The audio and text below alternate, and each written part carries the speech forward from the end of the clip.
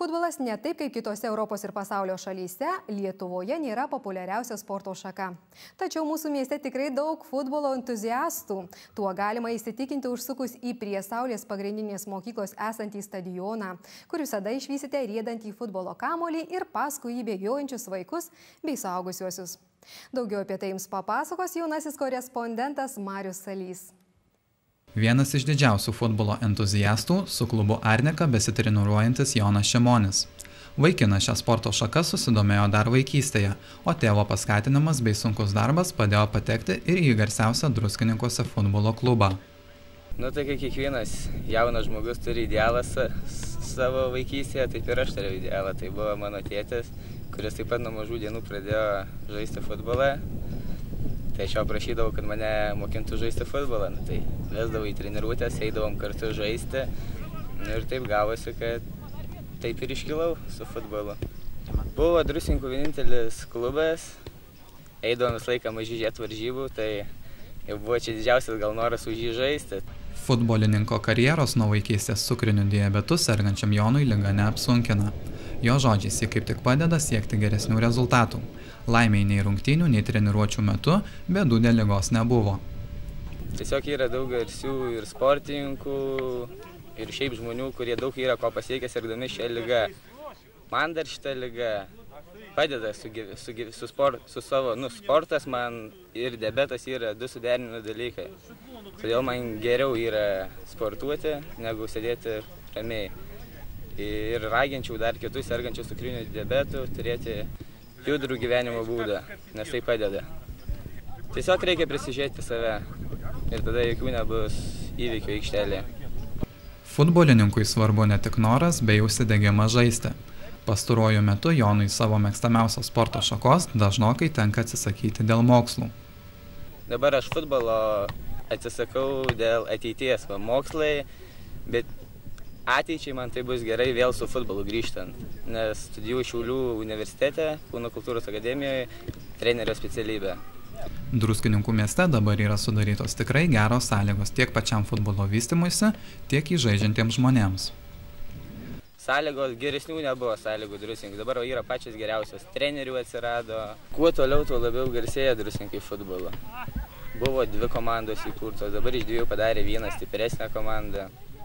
Sporto mokykla įkurta, tai Druskininkai dabar tobulėja, jaunimas Druskininkų užima dabar prizinės vietas, veteranų komanda yra tobulėja Druskininkai. Manau, su laiku iškels futbolas Druskininkus. Futbolas visur ir visada. Toks jaunojo žaidėjo požiūris į šią sporto šaką. Seniau atsibudai, pirma mintis galvoj futbolas. Vėl visą dieną futbolas.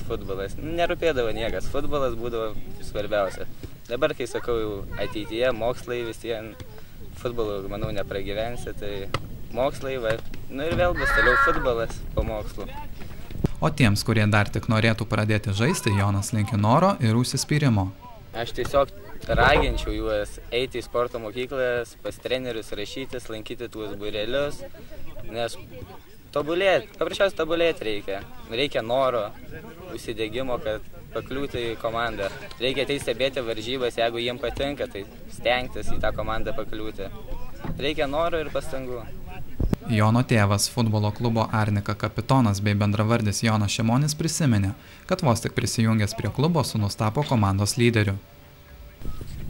Jisai vis tiek nuo mažens, kaip aš jau pastebėjau, kad jisai turėjo technikos ir jisai jau išsiskirdavo iš kitų, nors jisai nepraėjęs jokių sporto mokyklų, nieko, bet visai žaisdavo su mumis, su veteranais, kas labai jam duodo gerą mokyklą ir jisai aikštėj po truputį tapo toksai jau lyderis ir dabar, kai jisai jau Šiauliuose būna dažnai ir jeigu jau nežaidžia kokių rungtynių, tai jau komandai labai trūksta jo, prašiausiai. Ir dabar, kaip jis gavo traumą, paskutinės 3 varžybas nežaidė, tai praktiškai komanda pradėjo prarasti taškus. Jaunimas yra svarbi klubo dalis, tačiau jaunus žaidėjus išlaikyti vis sunkiau ir sunkiau. Daugelis žaidėjų pas mus jau baigę mokyklas dažniausiai išvažiuoja į Kauną, į Vilnių, retai kuris čia grįžta dar taip pažaisti ir paprasčiausiai reikia vėl naujų žaidėjų. Kiti išeina, jeigu aukštesnės lygas, tai jie jau ir negali lošti žemesniai lygai ir paprasčiausiai gaunasi, kad mes ieškom vis jaunimo vis daugiau į komandas ir šitas jaunimas paprasčiausiai jau yra labai daug dabar, didelė atranka, nes yra nemažai trenerių. Dabar sporto mokykla yra futbolo Druskininkuos ir šito jaunimo yra tikrai daug. Reikia tik jį atsirinkti dabar.